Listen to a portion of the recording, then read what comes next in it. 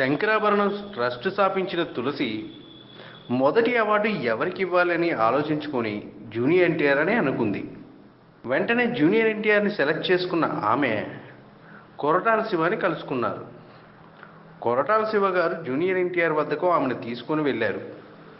ఆమెను చూసిన జూనియర్ ఎన్టీఆర్ వెంటనే లేచి ఆమె వద్దకు వెళ్ళి ఆమెను రిసీవ్ చేసుకున్నారు. తులసి గారు జూనియర్ ఎన్టీఆర్ని హత్తుకొని కన్నీరు పెట్టారు. ఆమెను హత్తుకొని ఉద్వేగానికి లోనైన జూనియర్ ఎన్టీఆర్ కూడా కన్నీరు పెట్టుకున్నారు. ఆమెను చూస్తుంటే మా అమ్మను చూసినట్లు ఉందని చెప్పి జూనియర్ ఎన్టీఆర్ ఉద్వేగానికి లోనయ్యారట. ఈ వీడియోపై మీ విలువైన కామెంట్స్ ని మాతో షేర్ చేసుకోండి. అండ్ ఇంకో విషయం, సబ్స్క్రైబ్ చేయడం మర్చిపోకండి.